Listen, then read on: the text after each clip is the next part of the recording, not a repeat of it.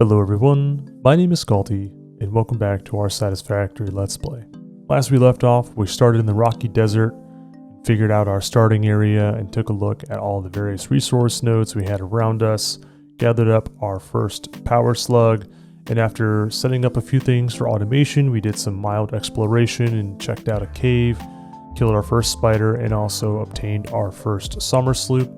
And then we also grabbed some sulfur to begin research in the MAM. Found our first crash site. The hard drive was free, which was really great. Second crash site, we found some rotors on the ground and was conveniently what we needed to actually access the hard drive in the second crash pod. So we got 2 hard drives early game pretty quickly. We then unlocked logistics after we did that exploration and went ahead and refined our iron setup, and then also began crafting up our limestone to then unlock base building, so that way we could lay some foundations and better organize our factories. And from that exploration and finding a lot of reinforced iron plates, we were able to quickly unlock Logistics Mark II, went ahead and upgraded our belts for the limestone and crafted up a better iron system. And then we accessed the awesome shop along with the awesome sink, so that way we could actually take some of those items that we found at the crash sites and put them into the awesome sink, get some early game coupons, take those coupons back into the awesome shop, and unlock our concrete finish for foundations. Once we had that unlocked, we went around all of our foundations and switched it over to concrete to save on some resources. And then once we did that, we set the color to pure white by maxing out the brightness by manually typing in 100. And this is what we're going to use for our playthrough. And then after that, we unlocked obstacle clearing. Now that our factory is growing, we need to be able to obtain fuel much faster and also clear some space that only the chainsaw can allow. So we went ahead and got that crafted up as well. And then at the very end, we went ahead and got our space elevator built. Alright, welcome back everyone. I hope you guys liked the recap. If you did, leave a comment below so that way I can make sure that I do that on every episode, especially once these start getting spaced out a little bit more. I figure it might be beneficial. But this time around, definitely cutting down the content again. Got about an hour and a half to trim, so let's get started. At the start of the episode, essentially, I was just kind of narrating and trying to figure out what do we do next overall. And we have a decent amount of coupons, so I took a look through the awesome shop to figure out what would be worth getting.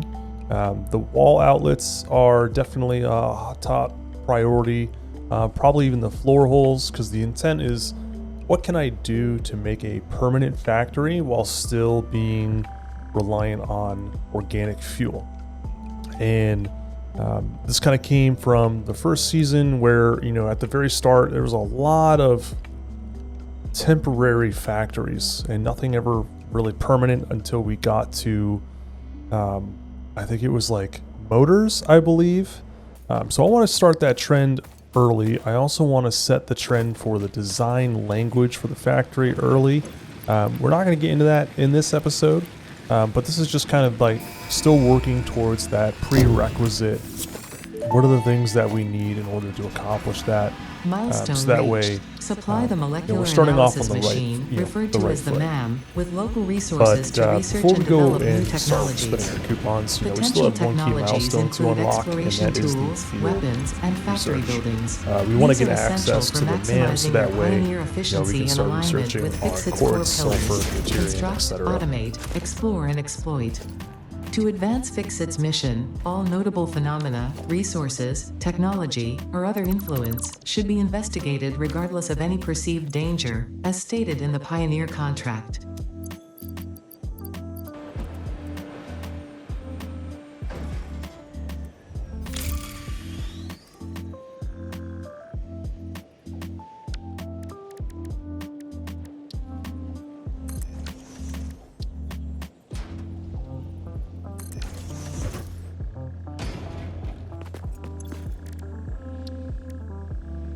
So yeah, after we placed down the MAM, I was like, this doesn't really make sense. Why do we need to be, putting everything on the ground? So collected up some more concrete and laid down the foundations to get our little base of operations a little more well organized and accessible. Now that we got that all organized, took an opportunity to kind of go through the MAM and see what we got, looking at the alien megafauna technology. Notice the SAM, which is pretty cool, the summer sloops, and also the Mercer spheres under the alien technology.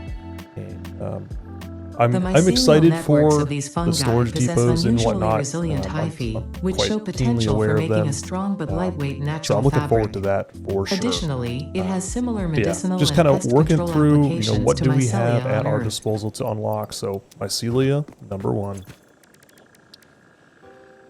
Next up, hitting up quartz, from the first playthrough, knowing that this is now how we get Blade Runners.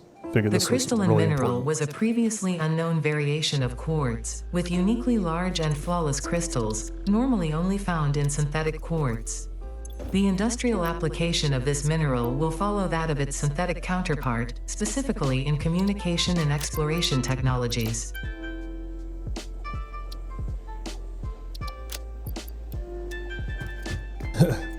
Having some issues splitting the stack overall. Figured get sulfur unlocked as well.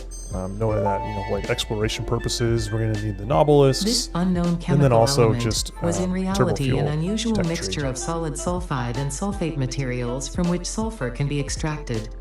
Sulfur's primary use lies in fertilizers, which we have no use for. Instead, this element enables access to more volatile obstacle clearing and pioneer defending tools.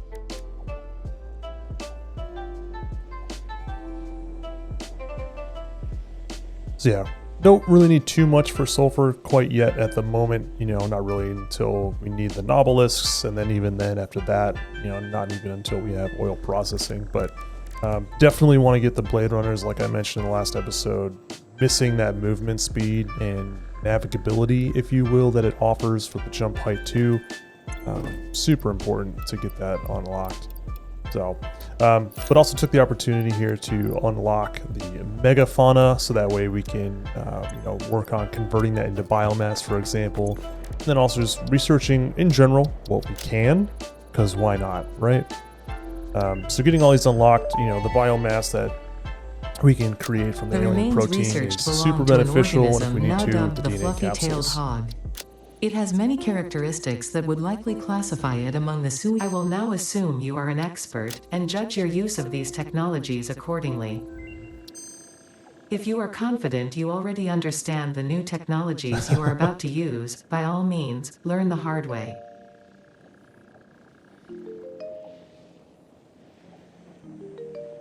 I wonder if that's intended, or if it's just from researching before she's finished talking about what it is we just unlocked.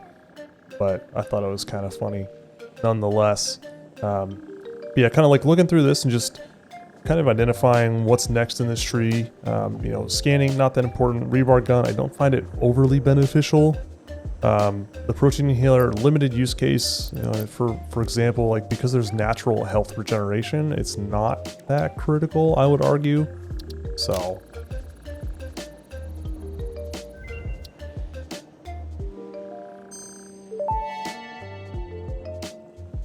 Summer sloop analysis completed. Summer sloops are somewhere between battery and conduit, harvesting energy from pockets of space with complete disregard for the rules of the space-time continuum, and distributing it into its connected ecosystem. This energy, Let the energies harvest until the waves reach our shores. Consume. similarities to the hypothetical force of dark energy to potentially be one and the same. It can now be tracked by the object scanner.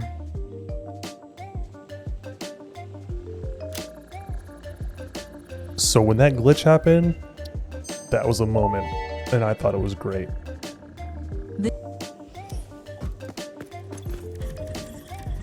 So one of the last things that we ended up researching was the ability to overclock. Pretty beneficial, and also equally the same to underclock as well. Overclocking development completed. Power shards can now be inserted into all buildings to increase input and output speed. Underclocking is also possible. Note, power consumption of overclocked buildings increases exponentially. And with overclocking unlocked, we went ahead and adjusted our limestone constructors. What's really nice is you can type into the values in the bottom there. You can also do some math. And also for the new players, you can look at a machine and highlight it and press Control-C to copy, and then Control-V looking at another machine to paste in the same configuration settings. Pretty great, especially when you're getting into some of the mid to late game factories. So with the only milestone left to unlock being jump pads, which I already commented that I don't really have a use case for it. It seems like the only appropriate next course of action is to actually work towards automating smart plating. So we need reinforced iron plates and rotors to automate our smart plating. And while I could make an independent rotor factory, independent reinforced iron plate factory, that I then manually load an assembler with the products of that to then create the smart plating, I figured, you know, the best probable approach is going to be to automate all of it.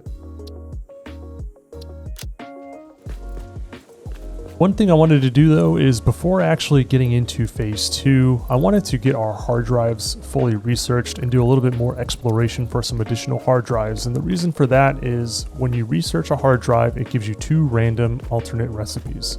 And that pool of alternate recipes is based on what your current recipe availability is. So for example, in the next phase, we unlock the ability to work on steel products.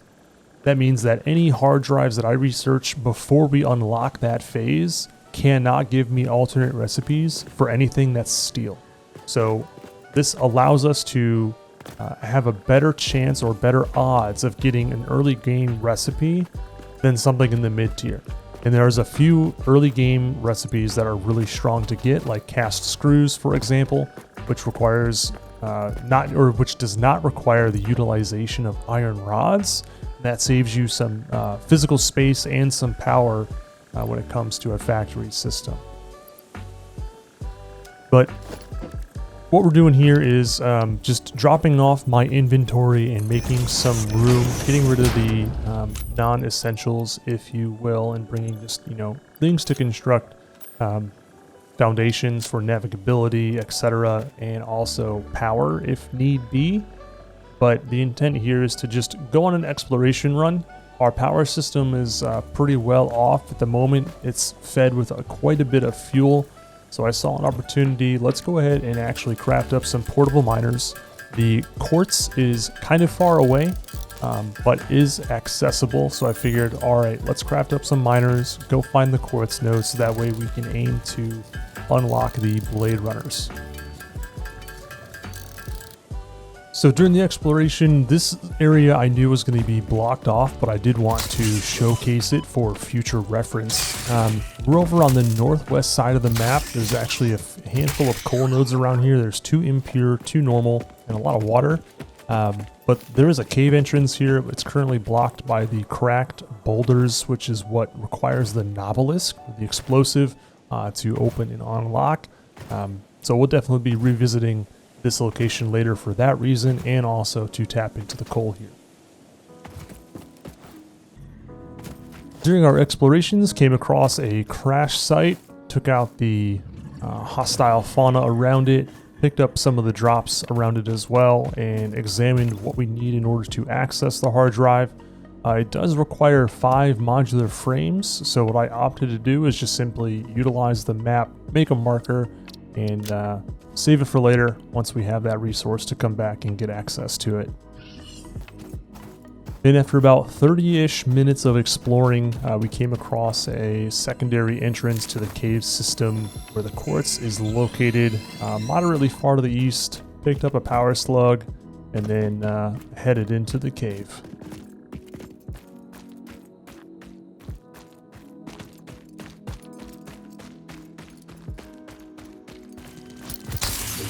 After taking out the hostile infestation, getting a little dangerously low on health, but kind of realizing as I walk away from the spiders, I can typically get in a quick hit, which kind of makes it a little easier to take them out. But I did come across, this stone, we'll call it quote unquote tree, that's made to look like a tree. Thought it was really pretty. Thought they updated the cave design here pretty well. And then also grabbed this little summer sloop that was hidden away.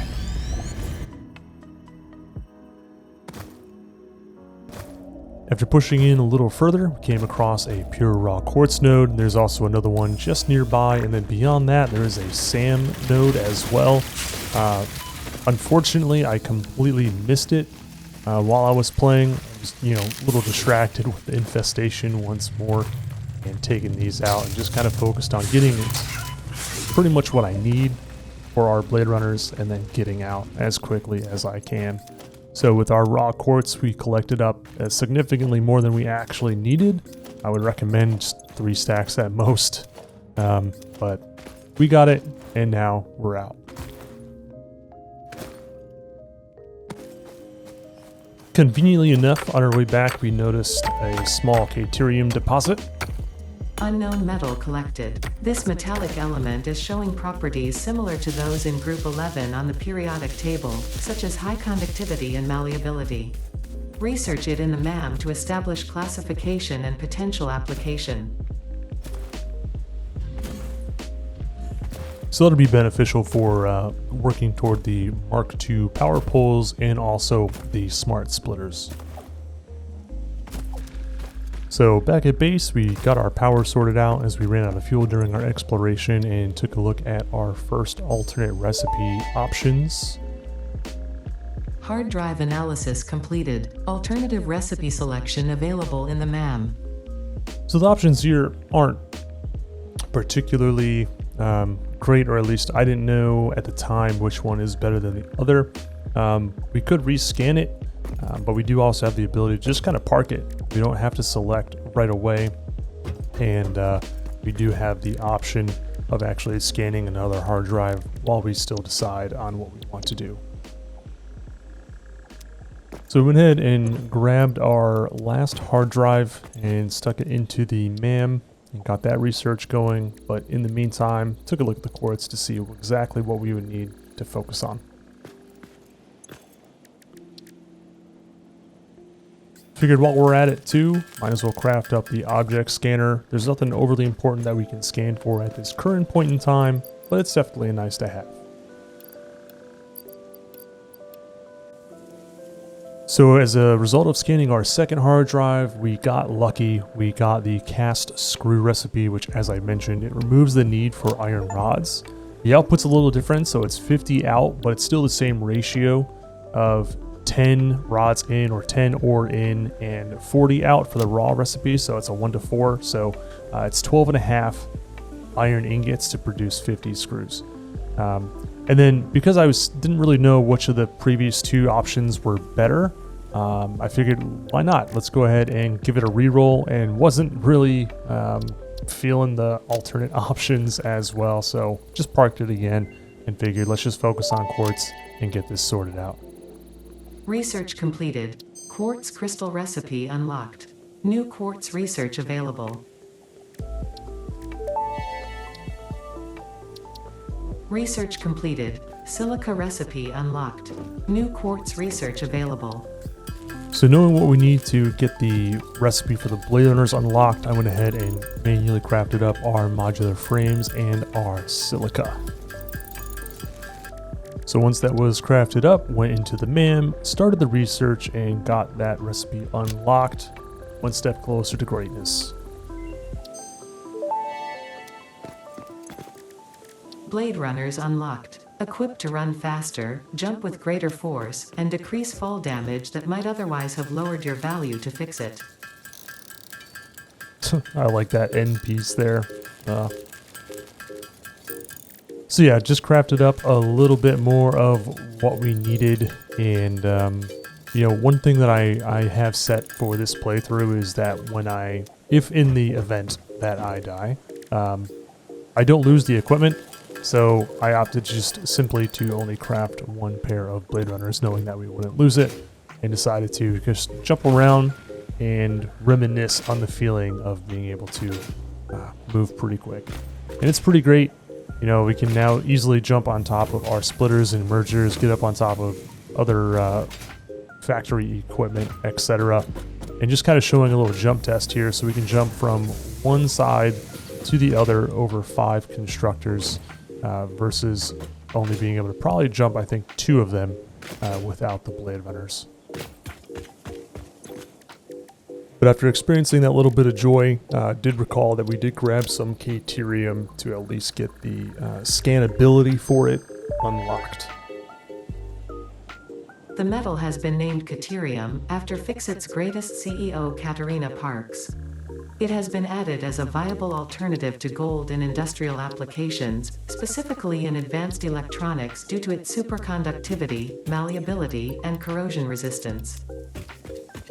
And then last but not least, we did come across a Mercer Sphere. Mercer Sphere analysis completed. Established local planetary signature of massage 2, AB, B, in the local Mercer Sphere signals, allowing them to be tracked by the object scanner. Mercer Spheres can also transmit data between specific... Witness our scripture, witness our windows. Have you come to defile our shrine? Sing us on. Arguing the existence of intelligent alien life. While Fixit has figured out the method, all of the original data is still untranslatable. One thing I do appreciate is the revision to the MAM design with like the research going and whatnot. And then also when you're researching a hard drive, there's a little progress bar in the display in its upper right. This fruit, dubbed the paleberry due to its tendency to stay light in color even when ripe, is compatible with the human digestive system and has been added to the object scanner. Further research is available.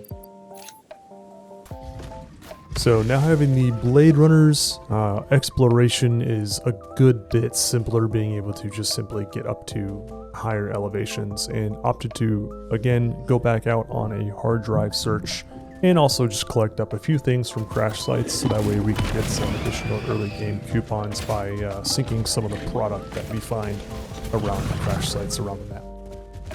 And as we can see here, it did get a little precarious in some circumstance, where only having the little zapper, in this instance I just opted to see what we needed and then just simply to get out and not be a little too cavalier or risky. Overall, we were pretty successful. Grabbed up a Mercer Sphere or 2. Unfortunately didn't have any iron rods on me, and I probably could have just simply crafted them up, but I just opted, if I didn't have the resource, just to simply make a map marker, so that way we could just come back to it later. To that, we did come across another Mercer Sphere, and then of course along the way we grabbed as many power slugs as we came across. And getting back home, went ahead and dropped off our bounties, treasure, findings, loot, stuff. We kept the precious items in the hub, and then went ahead and dropped off some of the more complex parts that we would want to keep for some milestone unlocks later on, just to simplify that process, like computers and heavy modular frames, for example. And then went ahead and rebuilt up our storage container to start syncing some items. And once our power system got back up and running after getting some fuel in place, went ahead and repowered everything up and started to sync some items. As we can see from what we dropped off, I think there were some fused modular frames in there, which are all pretty, we'll call it late mid-game or early late game. Gave us quite a few points and really kickstarted our ability to purchase various things out of the awesome shop, and just getting rid of some extras. Like I know that there were some computers in there and some heavy modular frames, but you can see here that we kept a stack of each just to have that on hand for whatever use we might need later on.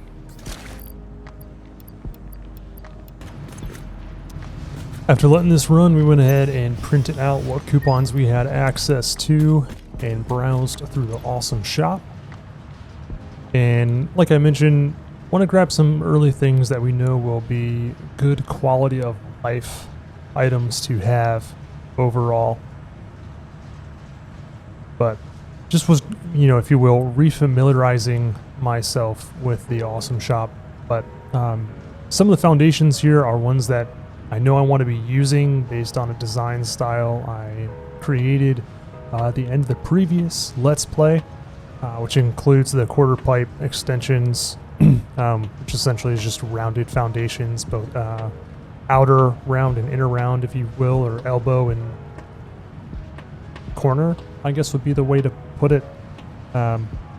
Also snagged up the stair foundations, definitely the conveyor lift floor holes for just a general level of cleanness, and of course our wall power outlet connectors.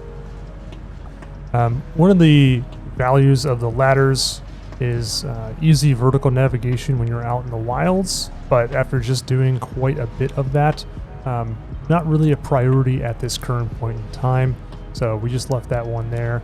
And for what it's worth to new players, more often than not, utilizing coupons to buy parts is not typically worth it. Maybe in very select circumstance, it could have some value, like if you wanted like get a milestone completed real quick, that is a way to do it. But typically, due to the exponential point requirement for obtaining coupons, it's typically not a recommended solution. But taking just a look through everything else, the finishes and whatnot, I think are definitely going to be interesting to explore later on once we have regular access to better points overall. But again, not really something that's super important right now for what we kind of need to accomplish the look I'm wanting to achieve.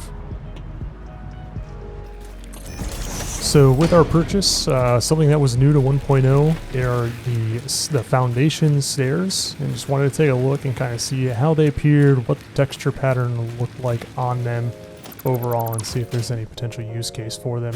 You know, the ramps are nice and clean, but I do think the stairs are a little more practical because it is a flat surface. You know, rain is not in the game at this current point in time. Hopefully it'll be re-added soon, but from a weird OSHA logistics standpoint, to a sense, stairs just feel a little more appropriate when it comes to navigational walkways on the regular overall. So I think thematically it fits a little better. And here I am just kind of testing out the limitations of where the hitbox is and kind of how it aligns, if it's just like a smooth transition or not. You saw it, I was kind of getting hung up on where there's the greatest difference in vertical surface area, if you will, or vertical height between the ramps and the stairs.